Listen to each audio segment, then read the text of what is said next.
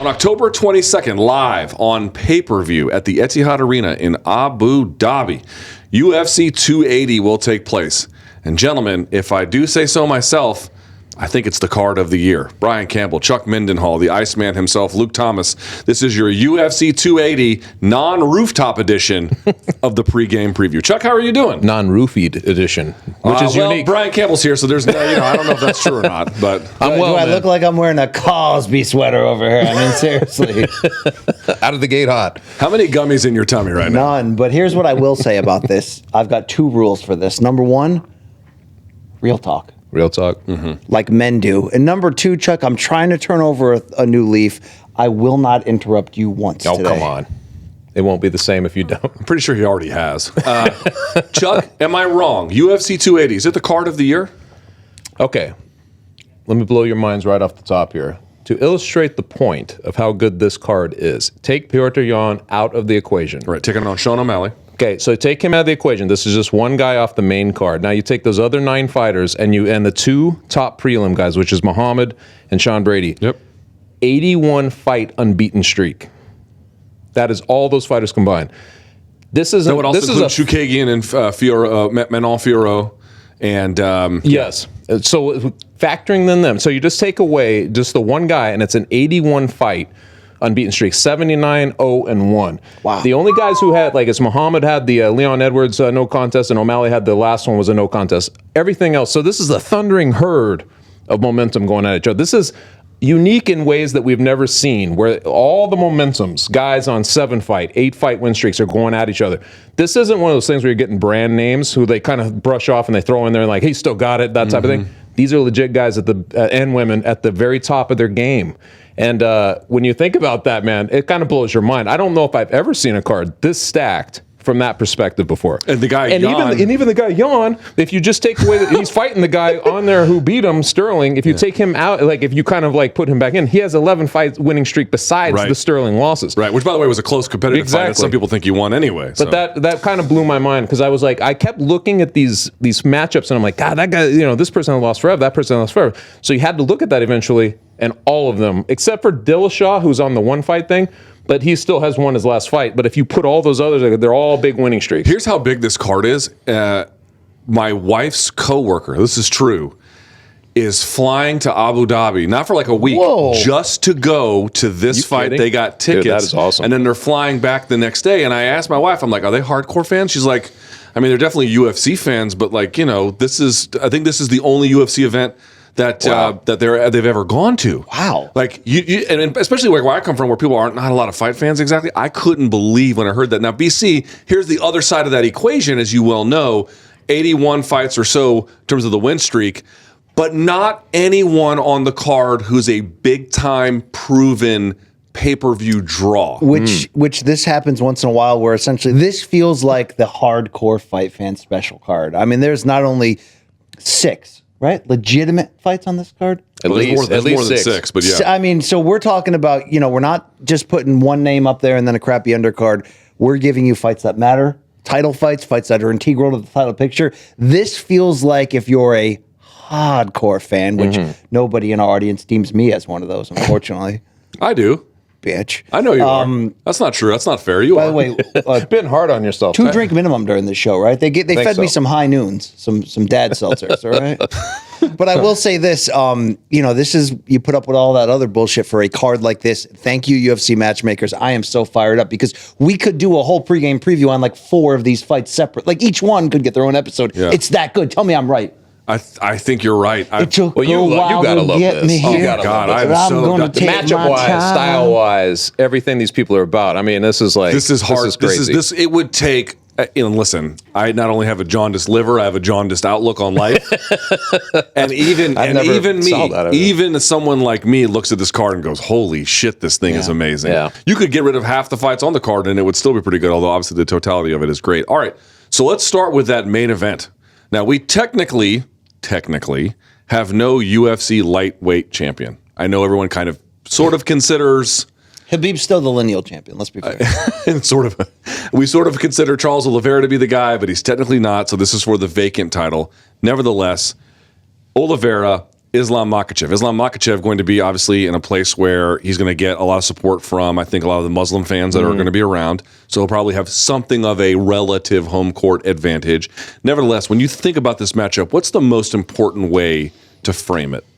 Well, I think that the Khabib legacy hovering sort of over this fight, which is bizarre too, because depending on how the outcome, I know people keep talking about would this be the fight that draws Khabib back in? You know what I mean? Like, are you one of those guys? Yeah, I'm one of those guys, but I don't believe it because I believe in his commitment to mother and father. I believe in that. Well, if there was going to be a scenario where he might be drawn back in, it might be this situation, right? Like if for some reason Islam, and I say some reason because I think it's Islam's fight. I still feel like it's his momentum that's coming in that I'm looking out for more than Charles Oliveira, which is crazy to say given where Charles Oliveira and the opponents he's faced. I just feel like there's a change of the tide in the air.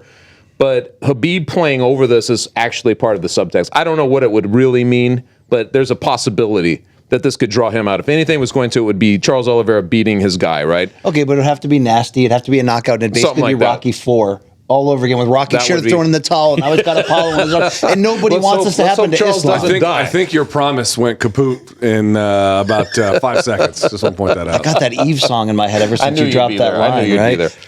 But to me, man, I mean, honestly, the subtext for this fight is if Charles Oliveira wins this, how many times have we put this guy into a doubt situation? Like I feel like he's constantly fighting. I don't know what the line is on this. I don't know what the betting odds are, but I feel like the perception is, and I just went through and said it myself, is that this will be the one he loses. If he wins, do we start contemplating him as one of the greatest? I mean, lightweights, because if you look at his resume, Gaethje, Poirier, all this stuff, the guys he's had, Chandler, Lee before that, you start to look at his resume and him beating those guys, it starts to get up there, doesn't it? It does. And people tell me I'm crazy as this is the fuel behind Khabib taking such a big role in this fight, beyond just being the trainer and sort of the guy ready to hand off his own reputation and legacy and momentum to Islam, who's ready for the challenge. I feel like Khabib has seen what Charles has accomplished, seen the attention he's getting, and is just sort of well, don't forget, guys, I just retired as the unbeaten champion and maybe one of the GOATs, and I'm now getting my guy next in line to take that from me. And, they look at, maybe some of these guys look at Charles Oliveira as, he's just hot right now at the moment, but is he really that guy? To your point, if he ends Makhachev's win streak and does it in another demonstrative way with a finish, which is his calling card, you're not going to be able to keep him out of these larger conversations in terms of the greatest lightweights, because this is a run. This is a run this guy's on right now. And if you look at it, man, I mean, just look at the names. Those names I just mentioned, you tell me, would that be considered one of the toughest 5-fight stretches? Sure. Name it again, please. Name him again for me. You have Gaethje, Poirier, Chandler, and Lee. And I think it was Ferguson, maybe? I don't remember. Ferguson in between, yes. Yes. Mm-hmm. Okay, so it's you have that's basically the 5. Now, he got Ferguson right after Ferguson got done with Gaethje. So that was, I think, a diminished version. So, but to add Islam to that list, I just think that would be quietly one of the greatest marches we've seen in defenses, or whatever you want to consider, obviously, because he has lost his title, but he'd get it back. But it would be one of the greatest runs I think we've seen from a champion. I think that's true. And I've been trying to think about the Khabib element to all of this. Khabib, and I've said this before on the show on MK, Khabib and John Jones were two guys who, once they got on your radar, they just seemed inevitable. Right. They were inevitable. They could not be stopped. That's a good way of saying it. And Oliveira was never that guy. He was never inevitable. He had ups and downs. And not only that, he had losses where he kind of flaked out, or the Holloway fight where his neck got injured and he just was meh, it was I've had enough. It was really weird. Misses weight a bunch early. Yes, he misses weight a bunch, but he is also a guy who started really young, and now he's in his prime, and now he is doing what seems like the impossible. The interesting part about Khabib, who was inevitable, is that they're trying to make Makhachev look like he's inevitable. Now, he did have that one loss to Martins and has since looked pretty good, and of late has looked really good. But this is actually going to tell us whether or not he was inevitable. This is the moment. True or false? Yes. I would say true to that. I think that this is the moment.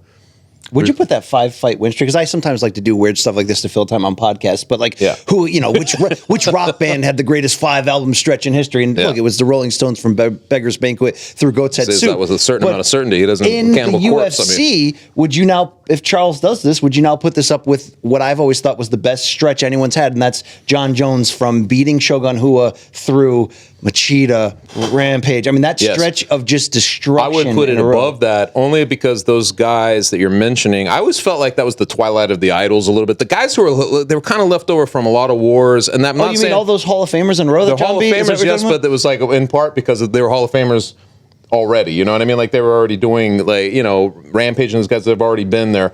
My thing is, he was the young guy coming up, and he was beating off all of the.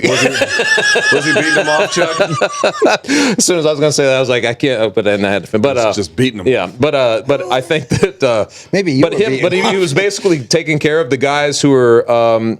The elder statesmen of that division, and that's what he did. So I would, when you look at where Poirier was and where Chandler and Gaethje and those guys, I mean, they were all pretty close to their prime, right? Like I feel like they're all right Chandler, there. I don't know. Yeah, maybe not Chandler, but like and also Gaethje. Maybe the difference is that all these guys John beat were former champions in that division already. All these guys that Charles beat were in the title picture, may have touched it interim strap, but weren't.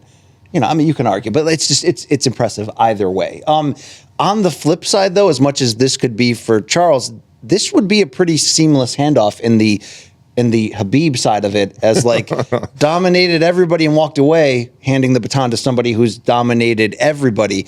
They're not the same fighter. This is different.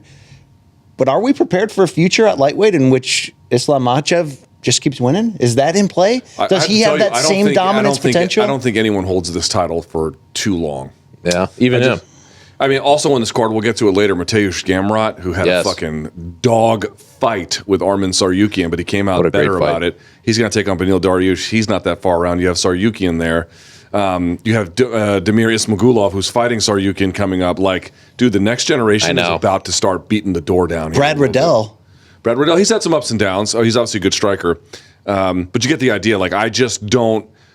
they might have it for a defense or two, maybe, which wouldn't, by the way, be very, very impressive. But like long term, I don't see anyone holding this belt long term. No. It's definitely way more stacked than it's ever been. That division is ridiculous. A couple of the divisions in UFC are like this, but that division particularly, I agree with you. It's weird because I do feel like Makhachev, it's his time. I do feel like he could, if anybody's going to have a run, and it's crazy because I keep just overlooking Oliveira in this scenario, which I feel like people do, and it keeps biting them, but it seems like he could have that run, just given where he's at, and he's adding the tools, he's still putting it together, you know what I mean, just his, I guess, pedigree or whatever, but I agree with you, man. There are such monsters coming up.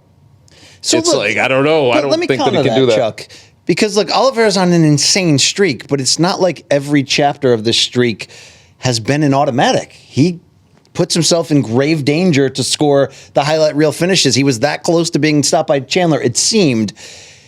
Is there any chance that he's entering this like thinking he's kind of riding on house money in the moment, and like Oliveira? Yeah, Oliveira has to take on a lot of damage to win these fights, and he's going mano-a-mano with these killers, and he's on this run of being the last man standing. Mind you, he made his UFC debut at 20, so he spent his entire 20s getting chewed up. As much as he's more spectacular at the moment than Makhachev, and maybe even hotter at the moment, even though Makhachev win streak is longer, I believe it is. Makhachev seems more built for the idea of doing what is really hard, winning this championship and then defending it for a long stretch 3, 4, 5 times a row, which in theory 100%. Is pretty rare in UFC history. There's not too many people who've been able to defend one title 4 or 5 times. I think Makhachev is more built for that. Do you speak to any of that? That as much as Oliveira's been spectacular and now we're raising him on this, and there's not smoke and mirrors involved, but there's a little bit of gambling involved. True? No? What do you say? I think that's right. I mean, the difference between them, as far as I can tell, among a number of other things, but like the big ones are that Oliveira is more proven. He is much more proven at this point, but he had to go through absolute living hell to get here, whereas Makhachev had a hiccup, but has a very carefully manicured path. Not like he got easy fights, but that he has had a very incrementally careful ascension in that way, and so he doesn't have nearly the same amount of miles on him or the same amount of acclaim either. So for that reason, that's why Charles, I think, is much more the fan favorite. Obviously, Islam has a pretty wide global fan base as well, but I think that's sort of the differences there. I'm not sure what his meandering question was, but that's sort of my meandering question was, as much as we're looking at this as a great matchup, and it's one of the best fights you can make on paper. I'm so excited for it. Are we sleeping on Islam? Is that the idea? Sleeping on the fact that Charles has been riding such an incredible run, but it's almost been too incredible? He's going in there with one killer after another, finding ways to take damage and then finish them. Will that catch up to him, taking on that much damage?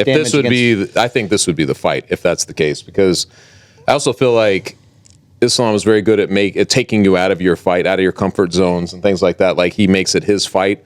I could see a scenario like what you're saying if Charles is just trying to be reckless or whatever and make you it can only win that way so many times in a row is what I'm saying. I just think that Islam has a way of just nullifying existentially everything about your being. You know what I mean? Everything that you thought you were, he can nullify that in some way and then make it his fight. That's what I'm wondering happened. I mean, you break down fights over all the time. Like, does it strike you that way? Like the danger zone, and that's what's great about Oliveira.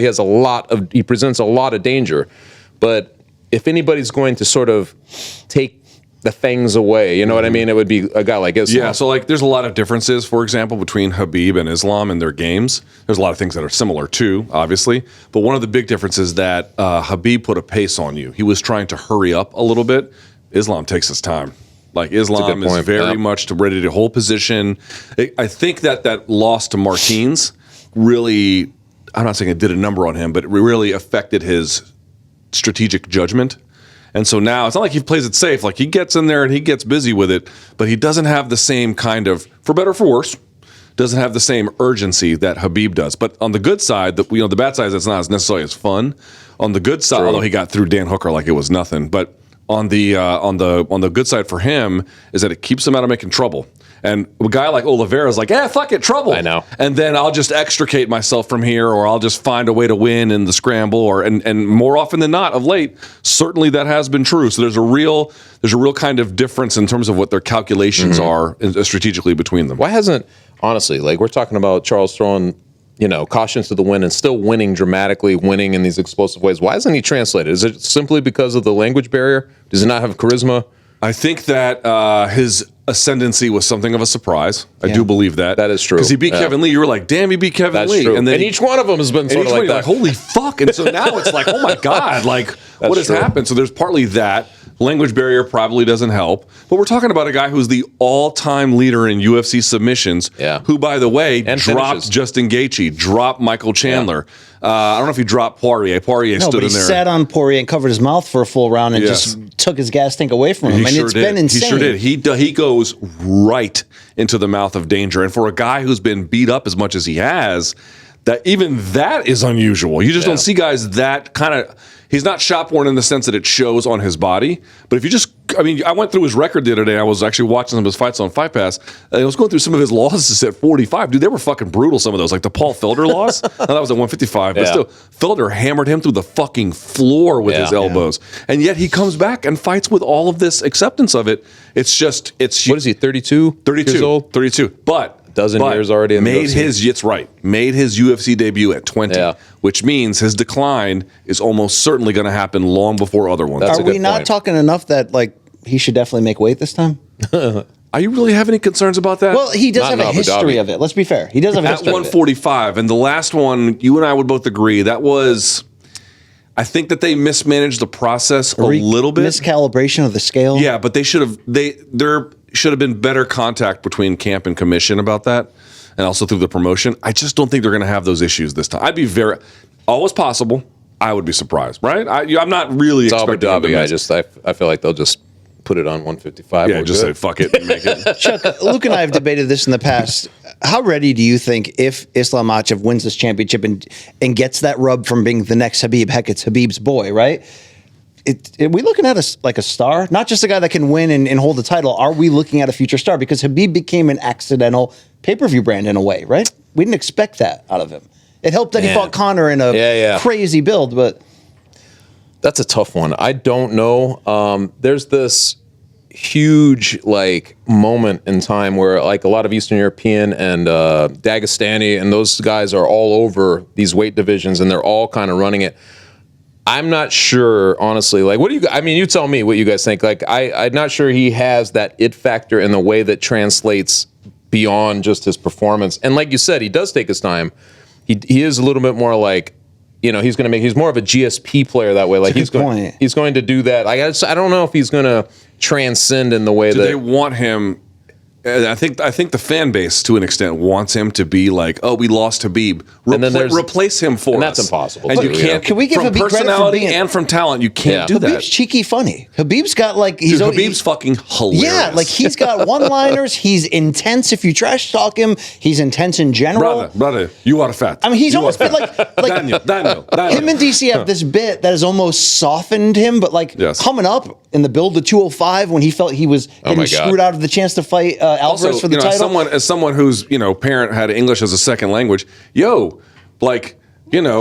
kind of broken English can sometimes be fucking hilarious. Well, it can be, but it could also be as intense as shit as he was on the the send me location era. That whole build to that. Yeah. I don't know if Islam has that, but. Talking to Dana and the people cage side as he's beating a guy up. Remember this whole thing? That sort of stuff really translated well for him because nobody did stuff. I mean, he was the first smash guy, which we talked about in MK recently. That's the thing for Islam, which he's kind of up against, and it's not really his fault. Although I'm sure he does, fairly does benefit from the Khabib halo. But that Khabib halo can be an anchor too. Like when you saw Khabib fight and win, you were like, "Holy hammer!" But the first mistake would be to. I think the big mistake. I've never said that in my fucking life. Get ready. It's inevitable that everybody's going to make this. Association to Khabib, right? But that is also the mistake. If you're talking about him being a star, I don't think he can do it that way. I don't think he's going to accidentally fall in because he happens to be the smesh guy or whatever you're talking about. Like, I think he's going to have to figure out a little something more. And it might come with, like, competition. If he's able to win this, that'll be a big step. Then it comes down to, like, subsequent fights. Like, how big do they seem? Like, how, where does it go? How do they play out? Who's the opponent? That sort of thing. Like, that'll probably play a role. Currently, though, if I was really answering your question, I don't know. I don't think so. Especially because of what you said. I feel like there are guys dog-eared right behind him who are going to come up. Somebody's going to beat him, I think, even if he gets it. So it's like, I don't think he would get to that level, but Luke Thomas, it's possible. Can Saryukian win this fight and win the title on the feet if he has to? Not Saryukian, fucking the other guy. Khabib Jr. Good Lord. Sorry, Islam-Makhachev. I've been drinking, all right? Can he win this fight on the feet? Can Islam-Makhachev win this fight on the feet? Yes. Unlikely that would be the way he did it, but it's possible, sure. I just don't see that as likely because for the reasons we mentioned. Where is Islam-Makhachev going to be best able to manage risk? Grappling. Like, he's just not going to be able to manage risk on the feet the same way, especially for a guy like Charles Oliveira. One of his best distance closing entries is he likes to jump, switch knee, push someone against the fence line, and then he will begin to just throw, not super wildly, but very aggressively. You're saying he might F around and get askrened? No, but that he would put pressure on a guy like Islam who just doesn't want to fight on those terms. He doesn't want any part of it. And what happens with Charles is when people try to escape, he can crack them with something, or they try to clinch, and then he is now good in the clinch. That's the funny part about Charles. The guy who has the most amount of submissions in UFC history, really, he does go. I mean, obviously he chases submissions, but if they told him you could no longer go for submissions, I don't know how much longer he could win, but he could still beat very good guys. He could still beat very good guys with just his clinch and just his stand-up, and that says something about why he's in the position that he's in. I don't know if you've come up with your own personal pick yet, and maybe we wait that for the Friday before the fight. That's what we do in this business. But for this fight, the reason, Chuck, why I love this fight so much is if you told me separately different scenarios in which Charles Oliveira would win spectacularly in almost one-side fashion, or Makhachev doing the same, I believe both. And I'm not sure which one I believe more. And I'm not even sure where the betting odds are on this fight at the moment. But I feel like I really, really don't know who's going to win it. Where even great fights that are quasi 50-50, there's still something in your heart telling you, okay, great fight, but I know this guy's going to win it. I don't know who's going to win this. Do you feel you're in the same boat there? Yeah, of course, yeah. But that's what makes... Right off the top, we talked about it being like a fighter's fight. Yes. Like, it's the type of thing where fighters who look at these guys are like, oh my God, it can't get any better than this. Diehards are going to love this type of thing. That's why. I mean, it's like you can't really put a beat on who has the advantage in a fight like this. Our friends at Caesars, now they have it with the highest disparity. In most places, it's not this far apart. But our friends at Caesars have Makhachev at as the favorite, a minus 190 to Oliveira's plus 160. That's a little high. There are other. That's the highest on the entire board. That's the highest. I wonder if the sharp money will bring because you could envision a scenario, I guess, to bridge the gap between with the two options I gave you, where let's say Makhachev controls 1 to 2 to 3 rounds, and then Oliveira finishes it. I mean, this could go. Well, that's Oliveira, right? Like that's what he kind of does. I love this fight. I love this shit. Yeah, Chuck, I love this shit. This is your fight. Yeah. All right. Were you looking up nudes? No, I wish. That would be much better than doing this. All right. Nevertheless, thinking about this fight, the one thing that I also wanted to discuss very quickly about it was, I don't know if this is right. Tell me if I'm onto something or not. If I'm not, by all means, speak up. But it does feel to me a little bit like a bookend on the existing power structure at lightweight. Like, for example, Chandler could end up winning at UFC 281, and if Makhachev wins, his first title defense will be Chandler, right? There's a very possible way. So a lot of people counter that idea, though, and say, hey, don't forget that Gamrot and Dariush are fighting. If Dariush wins, we could... Very fair. It's all possible, but I'm putting out a possibility. So it's not like the guys from... Remember like all the top guys? Now, this is not quite right, of course, because Chandler wasn't in the UFC in 2016. Remember lightweight of 2016 when it had Tony and Habib and Conor and all this stuff? I feel like that chapter of lightweight is coming to a close. Yes. And these guys like Poirier and Chandler, they're still viable talents, but not for a whole lot longer. And then this new era is coming in. Maybe Oliveira will be able to withstand it. Maybe Makhachev will be able to withstand it. But the Gamrots and everybody else, right. I feel like this is the beginning of the end. How do I put this? This is the beginning of the end for this last class. This is like Ice World Hoth, the Open Empire Strikes Back, and the Empire's coming. Empire's coming. Okay, but then I don't know who Luke Skywalker is in the next one, but yes, it works for this film. I mean, he did kiss his sister in that film. Fucking weird. George Lucas is a sick fuck. Well, he didn't know what he was doing. You think Jar Jar banged anybody? His hand.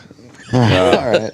No, he does make a good point. Chuck, when you look at this new generation that has reloaded, Makhachev, Gamrot, I mean, Saryukin's got to still be in that. And it's just, Magulov is coming. Just to name a couple.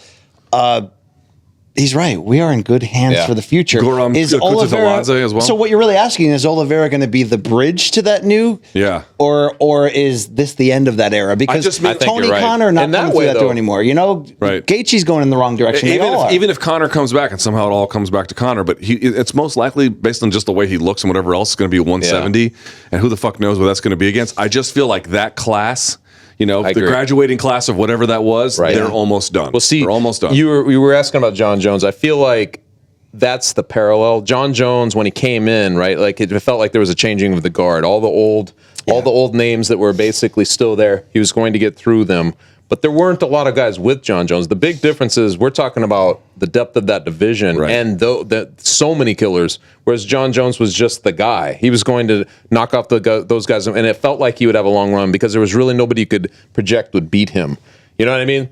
Right now, the star of the division is the division itself. I think that's going to be a new thing. It's kind of like that at bantamweight, too. Like, some of these divisions are really, really deep right now, and anybody could be. I feel like so many of them it'd be like a coin flip if you threw them in the cage together. So I feel like that's where the lightweight division is. And for a sport like the UFC that plays forward, that's always trying to project and hype and all that stuff, it's a perfect situation, right? If you can kind of always have guys in the wings that look like they're the killer. If you can keep bringing those guys up, it's going to be a fun couple of years. Who do you think the UFC hopes wins? Who do you think the fans hope? Both questions to you, Luke. The fans seem to want Oliveira. I would imagine if you're the UFC, you probably want Oliveira as well. I mean, again, because they have both guys under contract, they don't lose either way. It's the house wins no matter what. But I would think that Oliveira would be better because they're starting to go back to Brazil very soon. That market's finally going to be opening back up. And that is all. I mean, that's I try to tell this to people. It's like, dude, the Brazilians contribute to MMA in both genders at every weight class. It's one of the most important places, not just in MMA history, but MMA's present. It's still one of the most important places. It's a huge sport there. And my brother-in-law spent about a year in Brazil recently, and we know what he was doing for that year. Just what was he doing? Herschel Walker. Yeah, the whole like, place. I don't know if they have a pipe fitters union in Brazil, but he was the president. Just absolutely putting some plumbing down. But the point I wanted to make, he just slings and brings. He's a casual MMA fan, very casual. He told me by far, okay, soccer's number one down there. Obviously, he's like number two, like by a considerable margin, is MMA. Yeah, like that's how big it is. I believe it. And so I think for Oliveira, I think you see the homecoming he got. He got a big homecoming. But like, dude, even if Islam wins, opening up parts of the I think the Muslim world even further. Obviously, Khabib made massive inroads, and it's more than that. Certainly, he's Russian as well. People have complex identities, but I think they're going to win no matter what. But I just feel like there was a while there where Brazil was not falling off because they still had lots of fighters in the UFC, but they lost all their champions, and we came up in an era when it was like Renato Sobral and the Ninja Hua, Shogun Hua, Lyoto Machida, Shoot the Box, and Brazilian Top Team, and all that stuff. And I think keeping that flame lit's important. I remember after UFC 229 was when Conor McGregor fought Khabib. Something like that. We were doing like a post-show like wrap-up type thing, and we were looking at each other like, what we learned tonight is you don't mess around with these guys. No. Like you don't mess around. Like they're not playing. You know what I mean? I feel like in some ways that's an untapped thing that we don't really understand about guys like Makhachev, for instance. Like, there's a coldness to their reign that, and it's very, like, we have to see how it plays out. But there is something about Khabib's thing that's ice cold. It was just so the way he was raised. Yeah. I mean, and I feel like you may get, if we're going to draw a parallel, you may see somewhat of a revisited feel of that again. You know what I mean? Like where he's just kind of, those guys just don't. They have a sense of humor, but it doesn't extend to once you get into some, the right guy poking you in the right way. I mean, it just gets very dark very quickly. Yeah, they don't play those fucking games at all. Which is fun, though. And that was a little dark, the 229 theater, but it's fun when it's played right. Like when it's in there, you're like, dude, like this guy's poking the wrong bear. There. I remember we were there because Khabib had the melee already, and then he came back to the press room. And he was like, "Yo, I'm sorry." I'm obviously changing his words, but he was basically like, "Yeah, I'm sorry to the commission. I'm sorry to UFC, but like I don't fucking play those games." And then he added, "My father's going to kick my ass." Like he said it like 3 different times. He was like, "No, fuck you. Like I live a life of principle, and that's just what it is." In any case, it'll be fun to see what happens there. A very interesting main event. Okay, but the card, as we indicated, is goddamn stacked. Let's talk about the co-main event. Aljamain Sterling defending his UFC bantamweight title against TJ Dillashaw. In many ways, this is a more interesting fight than the main event, but not in totality. Okay, let's set this up. Tell me if I'm framing this right. You have Aljamain Sterling, who has been a guy that a lot of people, even including me, thought highly of as a prospect, but then I lost a little faith along the way. But he proved me wrong in getting it done against Yan in the rematch. Obviously, did things he did to Sandhagen and everyone else. Goddamn impressive. He really has. He has, I think, done not extraordinarily well for himself, but he has really proven that he was worth taking seriously all along. And so, for folks like me who got off the bandwagon, shame on us. A lot of us. At least you're admitting it. Yeah, I'm happy to admit it. I was wrong, but I will say he hasn't quite captured the fan base's love. I don't think that's there. On the other side, you have TJ Dillashaw, who at one time really was capturing some of that love, even with the issues he had with Team Alpha Male, then becomes persona non grata after the whole USADA issue. Here he is, comes back, has a dogfight against Corey Sandhagen, is back in there. So you have a PED user, formerly anyway, against a guy who's been like a reluctant but admitted, relevant, obviously, figure in the bantamweight division. How do you assess this clash between them? A-list fighters, obviously. It's a little weird, and then you factor in, right, the Dillashaw. I think a lot of people are like, he doesn't even deserve the shot. He beat Sandhagen. Can we get off that? He beat him. Okay, even if he beat him, though, I mean, also Cejudo didn't beat him at 135. No one took his title from him at 135 except USADA. Well, that's true. So, but I mean, all I'm saying is like there are a lot of different questions. He's fought. Not yet. Dillashaw's fought. This will only be his second fight in 3.5 years, and yet I feel like in that 3.5 years, he has literally become one of the villains of the sport, and it is a very interesting time for him. I don't know what form he'll show up in, to be honest, man. I don't know how much, like when basically Sterling's already playing the card of like, He's a mental midget. Like he's going to be on, be on something guaranteed. He's finding loopholes. He'll come in here on something. I'm anticipating. I mean, he might. He might. I mean, the bottom line is I don't know, but there's just a lot of questions with Dillashaw. Regardless, if you want to look at his meriting the shot crazy. or not. There's weird questions about this fight in general because as much as we probably wrongfully put it on Sterling after the DQ win over Yan, where people were just sort of like, maybe giving him shit he didn't deserve. Boy, did he completely flip that script when he comes out and beats him in the rematch and does it as, solid and sort of maximizing his potential right in front of us. So it's like, were we underrating and overly harsh then? And now are we going too far? Because the dude lost to Caraway back in the day. In theory, it's so crazy. Right. In theory. Yeah. I mean, and the vicious loss to Marlon Moraes. Yeah, absolutely. In theory, this should be the perfect old name and former champion to, just take Aljo to the next level. These are the type of first title defenses you should be as a not young, but a champion who's in Aljo's finally come into his own and put it all together. But TJ looked very good in coming back from that long suspension, and now he's got an injury to overcome. Yeah. This is such a great fight in terms of technical skill, but I'm not really sure who's coming in. I mean, the bigger stock at the moment is probably Aljo because he's the champion and he's closer to his prime. But if TJ came in here and did the thing, if he came in here and won this fight, how impressed would you actually be? Because we just saw Davison Figueiredo at 34, which is old as hell for a flyweight, turn back and come back and beat the guy who just stopped him for the title in Moreno. Of course, we overly romanticized Randy Couture coming back against Tim Sylvia and winning back the heavyweight title. I mean, is this like a thing? Or is it just going to be, oh, yeah, TJ the user, he's champion again? I mean, he might be the greatest bantamweight of all time, but because of the lingering he'd be, a 3-time champion, right? If he wins this one, that'd be the 3rd time he's won it. I believe that's correct. That's true. And I always think about guys like him. Dan Hardy, one time I had a discussion, he was talking about guys like Dillashaw, who he considered unflushables. That you try to get rid of them and you can't. They always end up in the same situation and then they win a title again. I can see it happening just because that's the way MMA works, I can see this happening. Dillashaw is one of those guys, man. It's just, I don't fully know what to expect from him, but if you took their trajectories and just really looked at, what they've done against different opponents and stuff, and you said, who has the advantage? I might still lean Dillashaw. I don't mean to diminish. Just skill for skill? Yeah, skill for skill.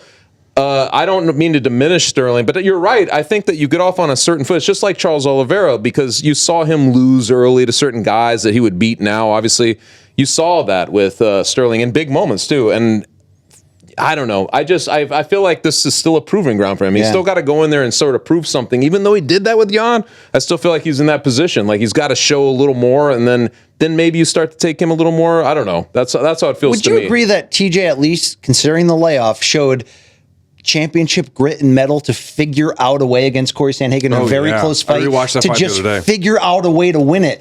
We can't overlook that. Dude, super veteran performance and using. You thought he won though? I thought Sandhagen won. Okay, but I recognize that scoring for Dillashaw is very fair. Yeah. I'm not one of those guys. I'm not one of those guys who was like, "Well, what really happened?" Yes. Yeah, what really happened is TJ won. I don't agree with the judges, but TJ won, and I accept. It's not egregious, is it? No, I don't think so. Not either. It was just so close. But what TJ did, there's a lot of things that he did, but one of the big things he did was he just took advantage of a lot of strategic errors that Sandhagen was making and was able to hold position and control it. And there's a question of what value there was to it. That's part of the controversy of control positions without damage and vice versa. But it was just so smart and veteran. Like that's what a veteran does in those moments. Like I'm going to figure out, even if it's not that exciting or flashy, I'm going to find a way. He's unflappable. He truly is. Uriah Faber told me a story once years ago. This was in the aughts before Dillashaw even tried out for the Ultimate Fighter. He told me that he's got this guy in his gym and it was him. And he was saying that like even at a water break, he not only runs first to the water fountain, he'll literally like tackle and bulldoze anyone in his way just to make sure he's the first guy at the water fountain. And I'm like, that's like Brian Campbell at the game, but that's totally different. You know what I'm saying? You're saying he's a snake in the grass? Is that where you're going? That's not what I'm saying. Okay. He does strike me as a guy who would be a bully in high school. If he was a little bigger, if he was a big guy, he would be like a bully driving the big truck and all that stuff. It's weird because the fan base was really coming around to him before that, and now obviously the loss to Cejudo wasn't great, but they were coming around to him. But I have to tell you, I think if he wins, we talk about redemption stories when people lose or they get injured. We don't talk a lot about redemption stories when people come back from PED suspensions. Right. Yes. Because they typically don't find themselves back in title pictures, to be quite honest with you. That is a good point. And at 35-ish, 36-ish, whatever he's at this point, this is it. Like, if he doesn't score one here, I don't know when he'll ever get back. Let me ask this question. Is the fan base ready to treat Dillashaw like a redemption story? Well, they should. The way they would other redemption stories. They I don't should, think so. because he served his time, first of all. There's not this picogram issue. Long We're ass wondering. time. He lost everything from 33 to 35. And then baseball, who do we forgive? The guys like Jason Giambi or Andy Pettit, who came to the mic and said, yes, I did take. Here's the reasons why I got caught. I was wrong. Let me come back now and rebuild my name, which both did. We hold it against the people like Mark McGuire, who for the whole time was like, no, I don't want to talk about it. I didn't do shit. I love Mark McGuire. I think the fact that look, people... You're always a little bit of the exception to the rule. My only rule is who used the most. That's who I care about. People hate when I do this, when I go, to be fair, I'm not sure I've ever seen Yoel Romero actually lose. But let's be fair for a second about TJ, okay? Did Asunciao beat him in the first fight? I've seen TJ lose. Yeah. I don't think so. Did Dominic Cruz deserve that split decision? Flip a coin, but I don't think John so. Dodson fucked him up. Okay, John Dodson beat him. I was at that fight. But separate, okay, you beat him. And then the no Cejudo doubt. fight was weird, okay? He's cutting down in weight. It was ill-advised, in my opinion. The whole Cejudo thing was just dumb. It was just weird. My whole point is this. Okay, John Dodson did get him, so you crack my theory. But the whole point is this. He's unflappable. He's got the veteran skills. He's still physically above his age, and maybe that's from the time off, or maybe that's from a lifetime of using. I don't know. But either way, he's got to pass a drug test to get into that fight. If he does it, and if he wins this title, I think begrudgingly people are going to come around and celebrate more the fact that here's an old guy coming back to regain, which at the end of the day is the story we can't resist, especially if they're, a lot of times an American fighter that we feel like we can relate to. And you see, we love the comeback story. This is a great setup for a comeback story.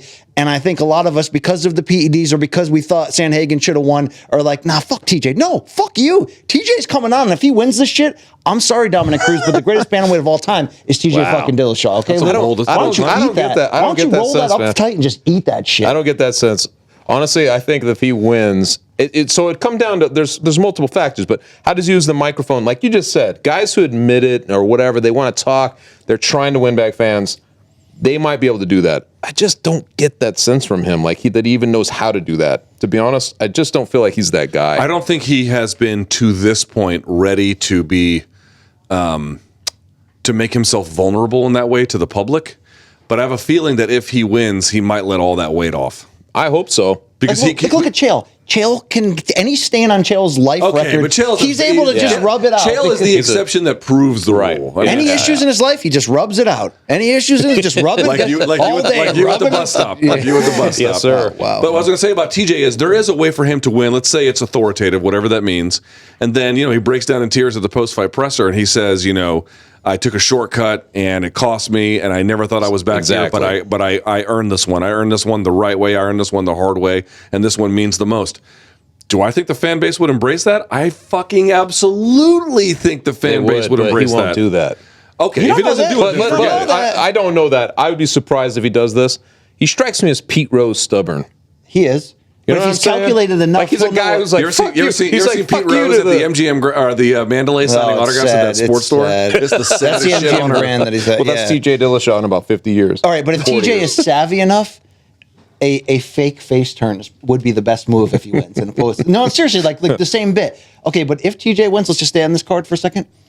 Who does he call out on the mic, and who do you think would be next? That's a good point. Well, it's a big I think it's going to be the winner of Yan and O'Malley. That's what I was going to say. Easy call. I was going to say that I believe that that's obviously part of the strategy of this placement on this card, other than stacking it for all the money they're getting in Abu Dhabi, but especially if it's O'Malley, right? Like, I think O'Malley is the guy that they're trying to expedite. They would like to see him there. If he's able to win that fight, that's probably... Okay, I want to talk about that in a second because we haven't even talked about Sterling yet. Here's the other side of the equation. Sterling, I mean, we talked a little bit about him, but like, is this, okay, the fan base was reluctant to accept him, and then he gets that win over Yan, and a lot of people still think it's controversial, but I don't. I think he was better that night. I really do. There's controversy from that fight? Believe it or not, yeah, there's a little bit that he didn't do enough to beat Yan. He just held control positions. But I will say that just beating Yan the way anyway is extremely difficult to do. And he surprised me. Like, he knew when to hit the gas, when to hit the brakes, what phase the fight should be in, the whole 9 yards. It was a smart performance, man. He was good. Okay. And he's had a bit of a, an odd relationship with the fan base. How about this, Chuck Mindenhall? Okay. What if he goes in there and beats the brakes off of TJ? Yeah. And then in his world, he could present it as, I got rid of this scourge on the division. I got rid of this guy. Man. Plus, he's a guy. He's got some would. name. Yeah. Would this be the thing? Not that we now know Sterling is legit. We knew that for a while, but now we really know it. But is this the thing that gets him endeared to the fan base, such as that matters? I would say yes. It can be. I think for It's whatever there. reason, like I was mentioning before, I feel like this would be a translatable moment for him because I think that there's always this question too, like when TJ beat like Dillashaw, or when Dillashaw beat Barao, it just got his number. Like some people start to feel like there's guys who have a certain number. You could say that maybe about Yan, even though that would be kind of ridiculous, I think. But for him to do this again against Dillashaw, who like you're mentioning could be among the top guys in that division ever, or if not the guy, I think so. I think that this could be that moment. You know what I mean? Also, I got to say, beating Sandhagen, beating Yan, beating Dillashaw. We talk about win streaks. Obviously, goes back further than that, but just those three, fucking A, that would be very what the impressive. trend is, though, real quick? The trend is that Longo fighters, right? Like they overthrow some massive beast with Serra and GSP, with Weidman and then Silva. And now you have him beating Yan. They don't particularly perform well in this moment. Oh, wow. What do you think that is? I don't know. I'm just saying, like sometimes you look at those trends and they follow suit. You know, So they're the giant slayer, but after somehow they zone in on the guy who's the one that you have to topple, but the next guy coming up, the guy behind him or whatever, is where they struggle. You know what I mean? Interesting.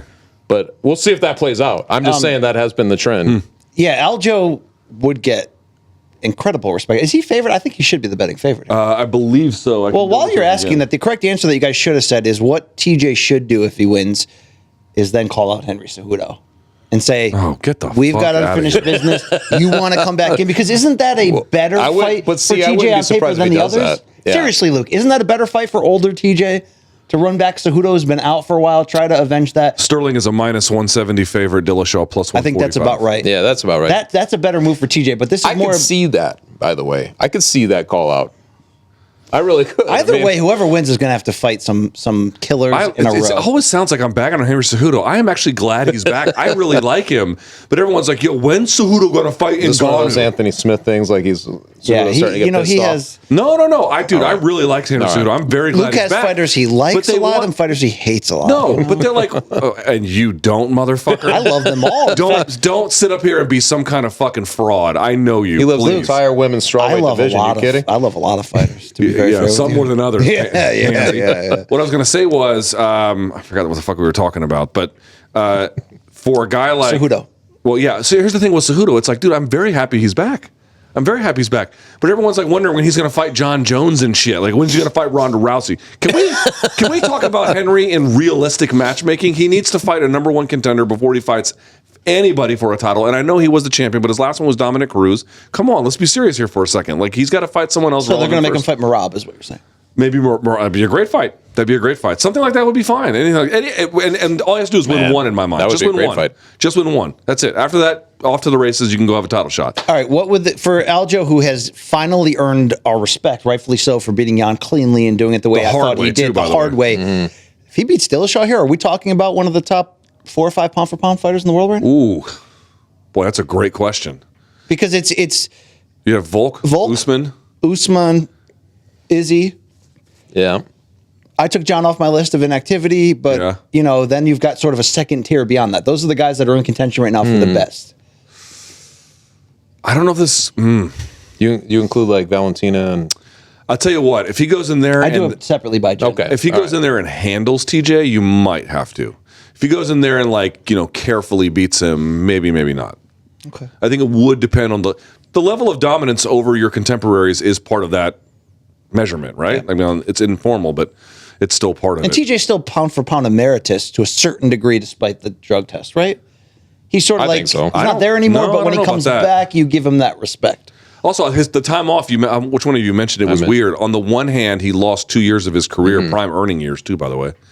But he had I think both shoulders operated on. Yeah. I think he had a knee operated on. Like, he did get a chance to finally get healthy, and then he got fucked up again in the Sandhagen fight. Yeah. Sandhagen, remember, went on that knee bar and fucked his whole shit up on. Oh no, it was a heel. It was a heel hook. Yeah. That I think he popped his knee on.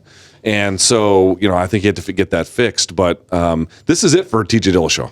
This is it. Like, if you don't make it here, forget it. Like, he'll never be back. Almost in this division, shit. Like, I know, especially. Come on.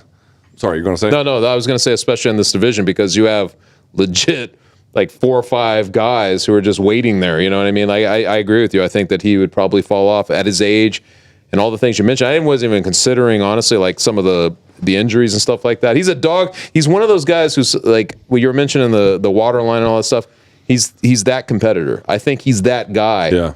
And he'll want to do it. I just feel like that this is his big moment that way. If he doesn't win it, he's going to be behind a lot of guys, Yeah, that is true. All right, in the interest of time, let's talk about something else on this card. We stay with the bantamweight division. All right. And now we get to the absolute absurdity of it all. The guy who was previously just the champion, who did lose to Sterling, but has been otherwise pretty dominant, as the number 1 contender now, just decided, you know what? Fuck it. Let me just fight the number 13 ranked contender, Sean O'Malley, who has had 2 brushes with elite bantamweights, Chito Vera and Pedro Munoz, both of which ended weirdly / kind of poorly. Yeah. Chuck, why the fuck is this fight happening? I think because O'Malley got a better contract and now he's willing to accept the bigger fights. Yeah, but both guys have to accept it. True. So you're saying from Jan's perspective, right. I think that there's a lot of juice to be stolen there. You know what I mean? Like you get this guy who's getting all the rub, and the UFC has really been behind O'Malley. I mean, they've done stuff for O'Malley that they haven't done for many, many guys in his same situation. I think it's more like that. You're like, well, if I can't get, and especially because of the way the matchmaking had gone in that division, there wasn't a natural spot for him. Well, what do you do? What's your next best option? Would be to take a guy like that who's getting all the shine. He wants the win that'll get Yan. That wants the win that'll get him the quickest back to a title shot. Why not fight the guy who's the UFC's boy, who they're just waiting to put in there? And if he wins this, they probably will put him in there. Who I'm sure the guys in the top 5 look at O'Malley and go, "Oh no, he's not it. He's not it. Too much hype." Of course, if you're Yan, you're a badass. This actually makes too much sense. I'll fight that guy now. We've only seen him against elites, against Vera, and it looked weird, and the Munoz thing was weird. I think it's actually really smart by Yan. Well, I'm not sure what other good option he had. He fought Sterling twice, so that's out. Obviously, Sterling's got other business. He hasn't fought Dillashaw, but Dillashaw is occupied. Right. Cejudo's gone. He already beat Sandhagen, so you can't do that. So you begin to look at the Rob Font fight wouldn't make sense, for example. So you're just looking at who's left, and you're like, well, it's not a lot of great other obvious choices to this point. You could have said Aldo. He already beat Aldo. Could have said Merab, but you're still in line if you beat Merab. If you beat O'Malley, you go to the head of the line. That's just what it is. And I don't know if the timing would have worked with Merab taking on Aldo in Salt Lake City, and then this. Maybe it could have worked, but it wasn't in the plan. So that you're like, okay, you can fight a guy who's not ranked in the top 10, who is arguably the most popular dude in this division. Are you down? He must have been like, fuck yeah, I'm down. Would you say that of any name on this card, O'Malley has the biggest opportunity to steal the night? Dude, no one has a bigger opportunity. Go ahead. 100%. I was going to say the same thing. I mean, it's 100%. It's a slam dunk. If he goes in there and does it, he steals the night. I guarantee it. If he goes in there and beats Yan, that will be the big storyline. Unless there's like a fight of the year type thing in one of those last couple of fights. Chuck, what do you make of the fact that the fight against Chito Vera with the leg kick controversy ended the way it did? And then he fought Munoz, and Munoz had the eye poke. But Munoz had definitely, I'm not going to say shut him down, but had very much limited his offense, the offense of Sean O'Malley before it got called. He had 2 brushes with the elite, and you didn't really get a great answer either way, did you? No, and I felt like that last fight especially was very anticlimactic. Like it was one of those things that it felt like he was getting a big spot to showcase, and I know that's a crazy word to use for like a guy of the elite level you're mentioning, but I felt like it was set up for him to basically show he's ready for the top guys, and we didn't see it. So the fascination of it is, did he bite off more than he can chew here? I feel like these types of fights sometimes carry a fascination factor because you didn't pair them. I didn't see him getting this type of bump up in competition coming off of that fight. The fact that he did, it just adds this level of lunacy, like you alluded to as we were starting the segment. Like it adds this dimension that's the bang for your buck for this pay-per-view where you're like, I have to see what happens here. I have to see what happens in this fight. Like to me, that's the way that it shakes out. Is Sean O'Malley elite? He is. I think we've seen, while the argument is that, well, we haven't seen enough against elite competition to know if he actually would deserve the title opportunity next. I believe in that, but I also believe membership has its privileges in a club where you look like people. I mean, is he legitimately in the conversation of who's the next breakout star in the sport? Yes. So that allows you to jump ahead. But I think as much as we can use the lack of evidence of seeing Sean O'Malley consistently beat elites as hold your roll, he may not be that good enough, he also might be better than we think. True. Meaning sometimes you just have a weird style fight and weird things go down. Is that the case in the Vera loss, which, he had a questionable reaction to that for sure? Is that the case in the weird Munoz fight where a guy limited his offense but wasn't having a big offensive night on his own?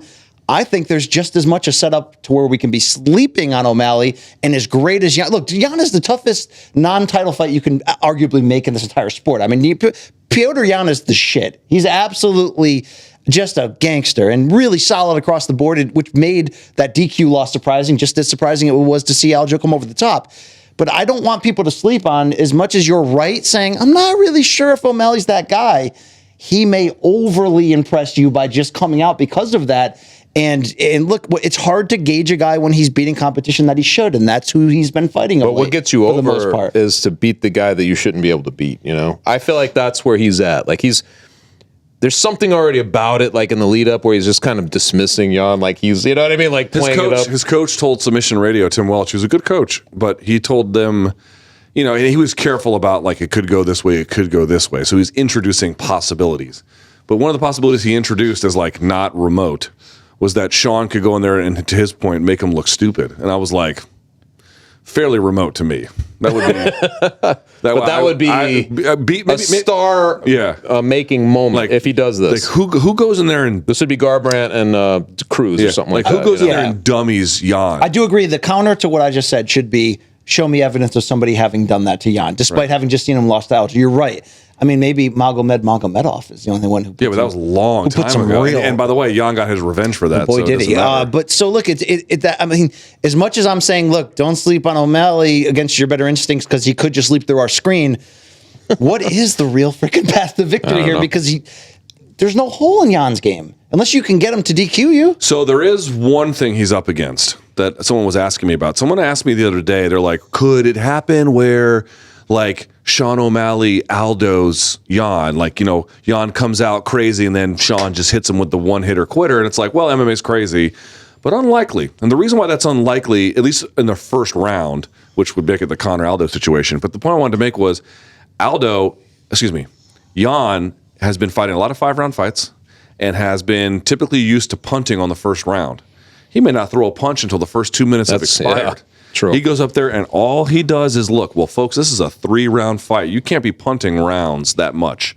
You kind of have to get to work. You are losing 10 minutes off the clock in order to fight. You can't just cede a round to Sean O'Malley. I wonder how that hurry-up offense relative to how he normally does it could cause him to make mistakes against a guy like Sean O'Malley, who is sharpshooter, plays with distance well, tricky.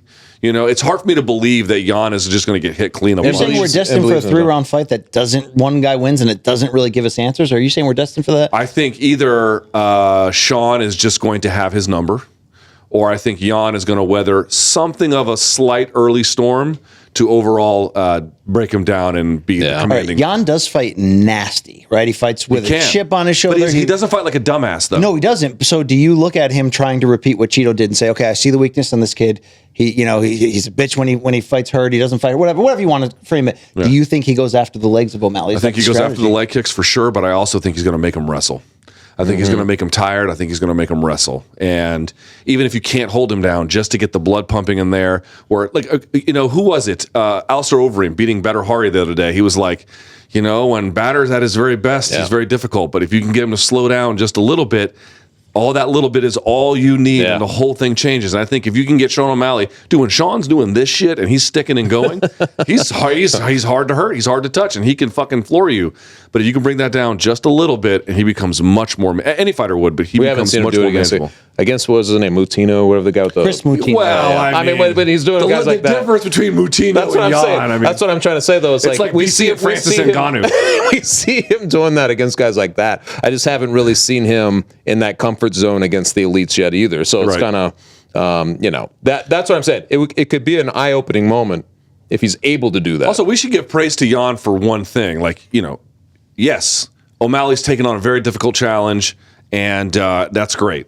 but most guys ranked number one are even okay. I realize that he's not doing this service so much to O'Malley because of O'Malley's popularity, but dude, he is risking a lot taking on a 13th ranked guy who is to this point kind of unproven. I mean, he's done some great things, but against elite guys, I'll give you that.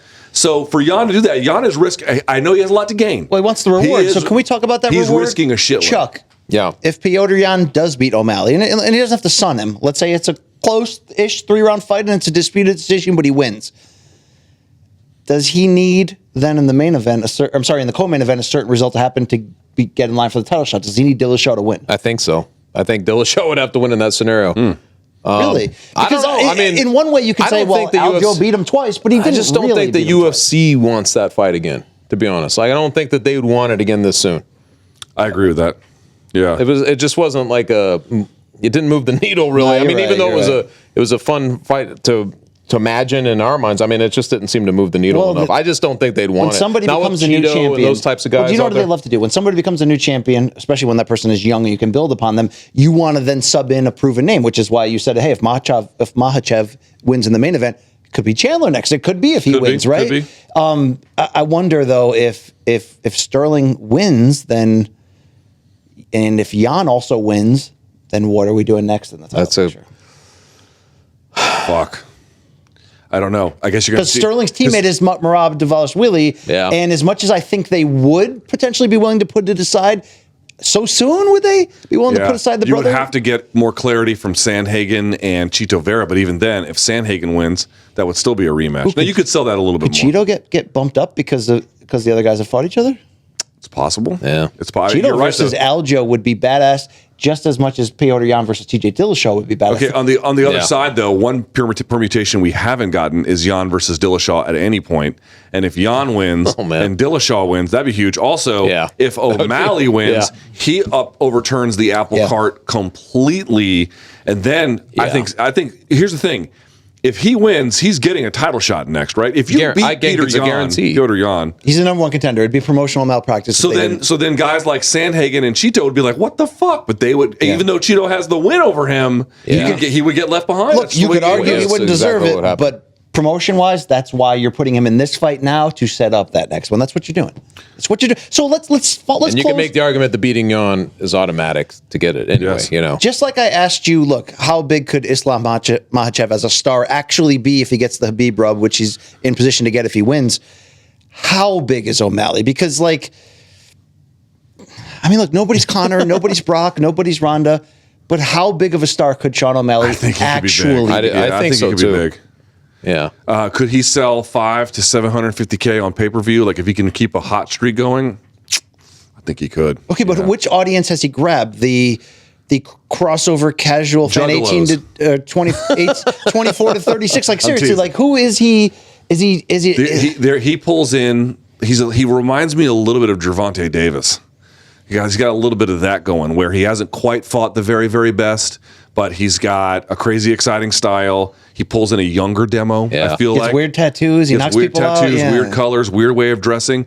It's like the Little Zane, Little Yachty scenario. I don't know that generation at all. I'm an old washed piece of shit, but they exist. There's a lot of them, and he has them on lock. You see the Tekashi 6ix9ine of MMA? Oh man, they're boys, I guess. Are they really? Yeah, except Tekashi can't rap for shit, and Sean can actually fight a little bit. Kind of like Tekashi. Do you think Bryce Mitchell's a better rapper than Tekashi?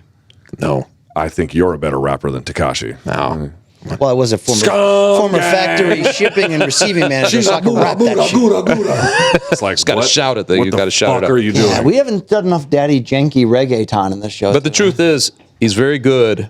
He's Reggaeton? Is that what it's called? Reggaeton? O'Malley's a very good, what would you say, like a big picture media person. Like he's very self-promoter. good. Yeah, self-promoter. And the pressure he takes off of his fights, the pressure he takes away from, that's that it factor. Like he just doesn't seem like the pressure's on him ever. You know what I mean? Right, like he's got that concept. Your son is middle school years? 7th grade, yeah. Would this be the type of guy that Sean O'Malley that your son would Oh my God, already he already know? loves him.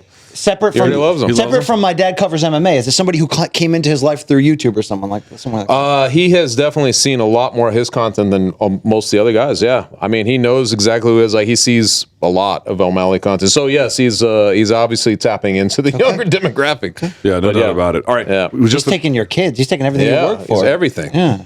All right, that's a little strange, but he's not the Pied Piper, BC. Yeah, it's not Larry Nasser. He's not Larry Nasser. Yeah. No, he's not. All right. So let's talk about what's left on this card very quickly. You mentioned it earlier. Beneil Dariush, Mateusz Gamrot. Gamrot getting a disputed but tough, hard-fought win over Arman Tsarukyan. Dariush, somewhat the forgotten man in this division, if you ask me. Somewhat the forgotten man, but very... 9 fights in a row, he's still forgotten man. Very, very talented. Chuck, what are they fighting for?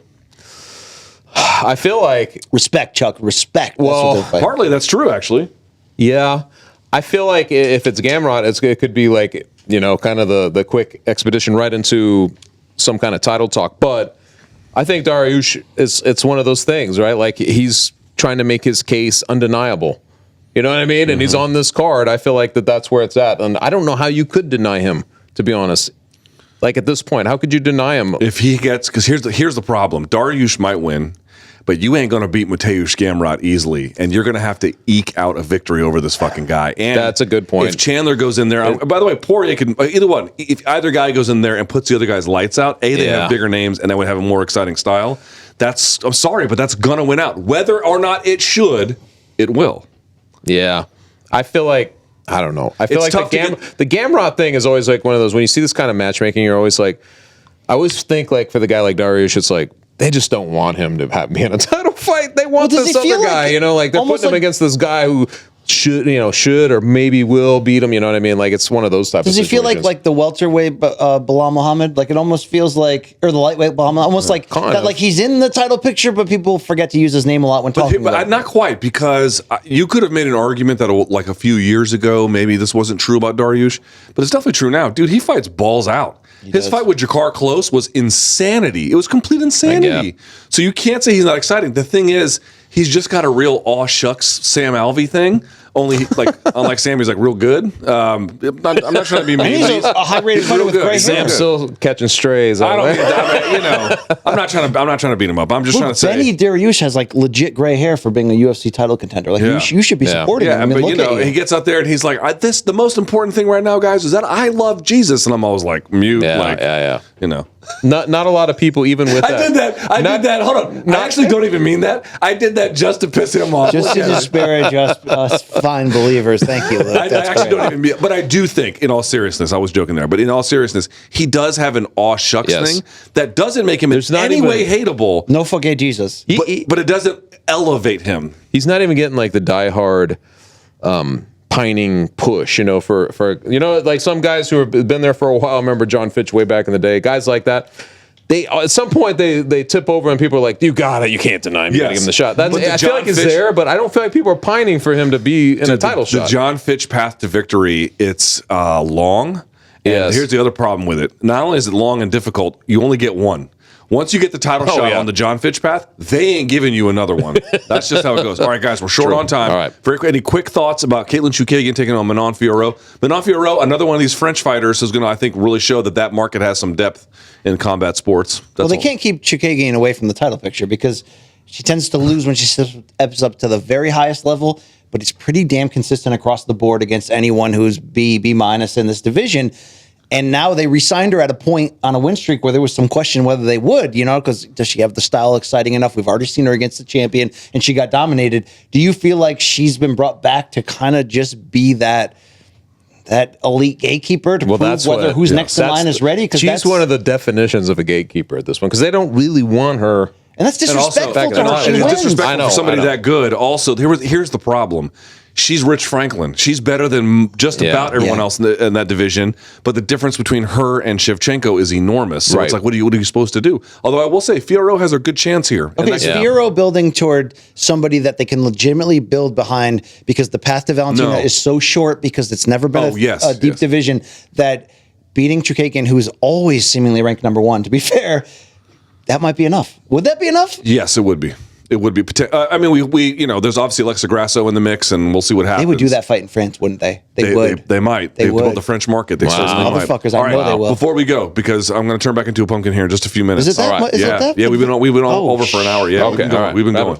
All right. Last thing. BC and I had Sean Brady, who fights Bilal Muhammad in the main event of the prelims, right here on this couch, and we all made a deal. I don't know if you know this, and part of that deal is if he beats Bilal Muhammad, we all have to get tattoos together in Philadelphia. And eat tacos. Oh my God. The taco part not so hard, but the tattoo part, yes. Wow. Okay. With that being said, is BC going to have to get a tattoo? Are you a blank canvas right now? Do you have one? I am. Wow. I'm very colorful in my personality. I'm suddenly going to be rooting for Brady to win. I gotta say, we talk about turnover in the lightweight division, but you have Rakhmonov, Chimaev, assuming he can make it. Brady, people sleep Brady's on Brady. Awesome, man. This is a big one for him. Big time. And I feel like he's kind of in that space too that diehards know they're looking at him, but most people haven't really looked at him. He's in a good spot. It's the last prelim, right? Like, so I feel like that's an awesome spot for him to showcase. And I think that guy's the legit. I'm fearful. Do you guys know what you're going to get a tattoo His of? back when we had him in studio was so muscular, it looked like a fucking turtle shell. Jurassic back. Sean Brady, you have Jurassic back. He was also a really cool dude. But here's the deal.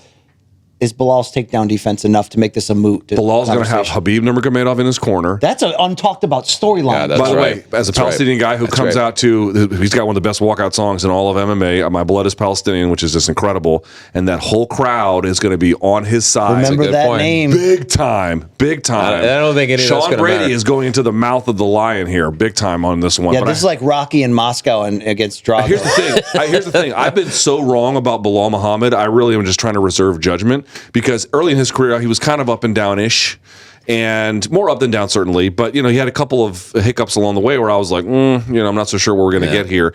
But of late, fans want to talk about, oh, he's boring this or he's boring that. Fine. You can have that argument if you're a fan if you want. Pay for the fights you want to pay for or don't. But in terms of the results he's getting, especially over the rematch with Luque, dude, he looked good. Like, he has definitely gotten way, way better. And he is, by the way, also a fucking Hulk, too. That is going to be a highly interesting contest. Would you say that a clash of real wills because they both like to dictate everything in the cage? So. Because Bilal's pecs are so freaking toned, would you say he has the best tits in UFC? In the whole UFC? Which one of the UFC strawweights have you typically reserved that title for? All right, we got to go. UFC 280 will be, I think, in the afternoon. It's going to be a pay-per-view at the Etihad Arena in Abu Dhabi. I'm going to be watching from home. Yeah. You're not going? Oh, fuck no. Chuck, do you think there was enough actual real talk like men do in the show, or were we a little soft today? A little soft today. Expected a little more from you. No, this edible didn't hit at all. I wasn't interrupted nearly enough. Chuck, we win a lot of awards on this show. I know. And you're a big part of it. So, Chuck, congratulations. Thanks, man. Yeah. Like I said, for this award here, I at least deserve like the big toe on that one. Probably the dick. You can be the dick and balls on that award. All right? We'll take that. Dick. There you go. Hey, look, you didn't even drink anything, you old salty bitch. Yes, I also have a 4-hour commute ahead of me, so go fuck yourself. So that's Brian Campbell. That's Chuck Mindenhall. If they want to get more from you, where do they go?